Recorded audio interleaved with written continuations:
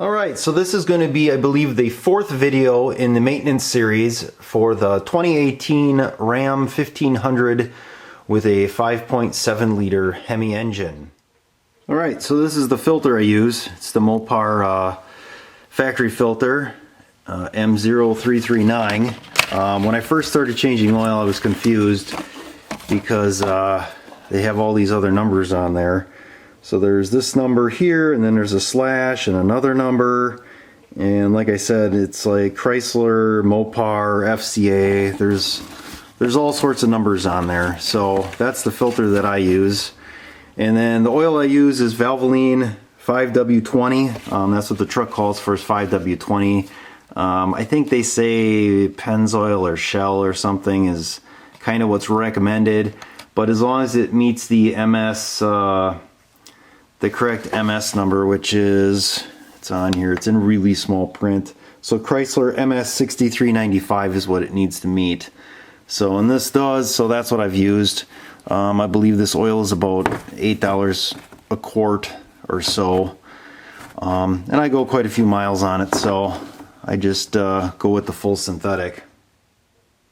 Alright, so before we drop the drain plug, what I like to do is set the oil on the hot engine to get it warm. Obviously I'll pull the dipstick, the oil fill, I stick my funnel in there. That's my new oil funnel. I'll put that in there. And well, I got this up on ramps too, so that I can get underneath. I can't do it without otherwise. So, alright, let's drop that oil plug. Alright, so we're going to drain the oil. This is a metric. It's got a metric marking on it. A 13 is just sloppy on it. I always use a half. Half seems to be snug. It could be that these Craftsman wrenches are not very close in tolerances. They could be a little off. I'm not using snap-on tools or anything like that. So we'll loosen this up. And again, I got this up on blocks, or up on ramps I should say, so that I can do this. And this usually comes out at a pretty decent clip. So you want to make sure you got your pan set, because this could make a mess pretty quick.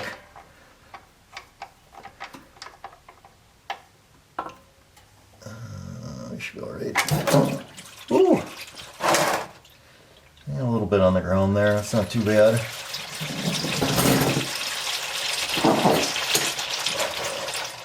Oh, and I should say too, it was a warm engine again. I always like to do everything warm. Everything just flows better, and it saves you some time. You're not waiting. So it takes 7 quarts, so make sure your pan is going to hold 7 quarts. Otherwise you could end up with an issue. Alright, so then what I do, once it's mostly drained, I use a small coffee container just to finish it, and I take the main pan there, I dump that, and then use that to do the oil filter, because the oil filter kind of runs all over, so you're going to want a wider catch. There's not much oil, but the coffee can wouldn't catch it all. You need something wider. So I'll dump that pan and then we'll drop the filter. Alright, so the oil filter. Come up here, there's your crank pulley. These look like they're transmission cooling lines.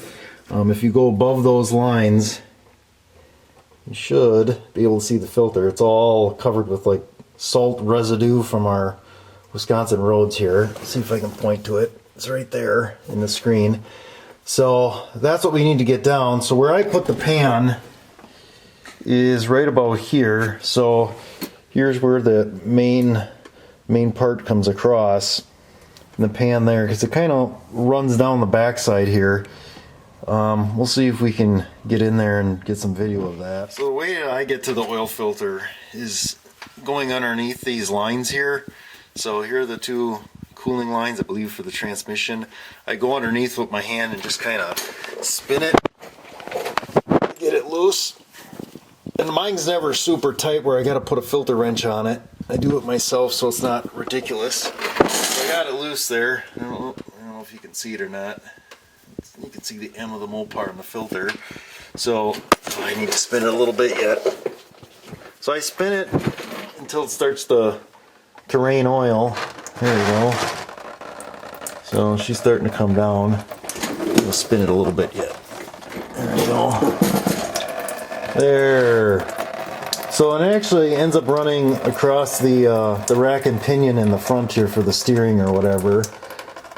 So you just kind of let it drain off a little bit, and then we'll have to pull it out of there. So because the filter is put on vertically, the filter is still going to be full of oil. You're just getting off the little bit of oil that's above the filter gasket there.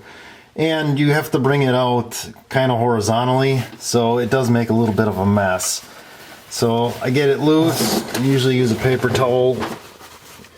Like I said, you know, I can spin it now and there isn't any more oil. Once you pull it off, you're gonna have a little bit more come out. I'm gonna end up dropping my rag here. I don't know, there's no good way of doing this. At least I haven't found a good way of doing this yet. And I've done it quite a few times. Okay. Oh, I know it dumped on me. So like I said, you have to kind of come out with it horizontally, so whatever's in the filter is going to drain.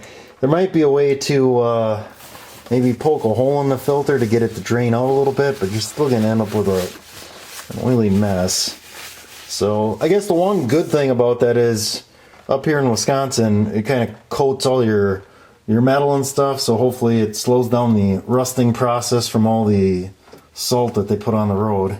So, alright, so what I do for the oil filter here, I'll put a little bit of oil on the O-ring.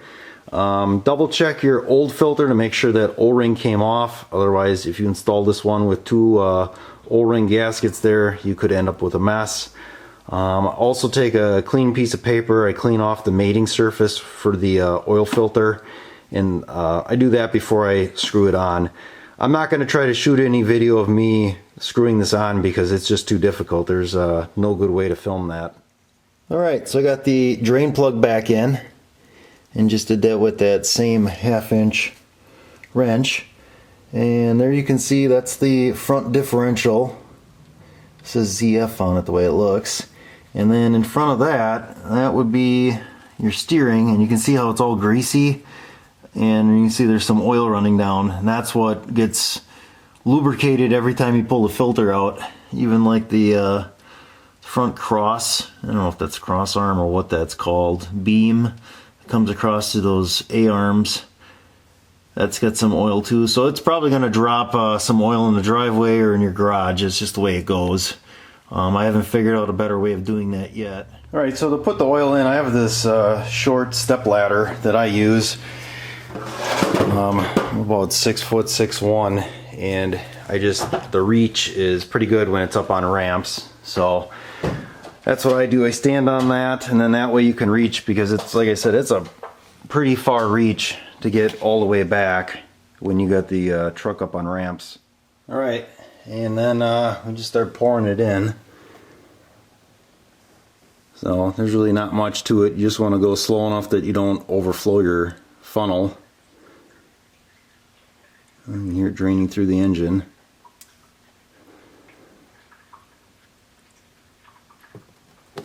So then what I like to do is, once I got the first quart in here, I'll set it in the funnel, I'll let it drain, and then I'll work on putting some trash away, open up the next bottle, and just kind of do that so that each bottle kind of completely drains.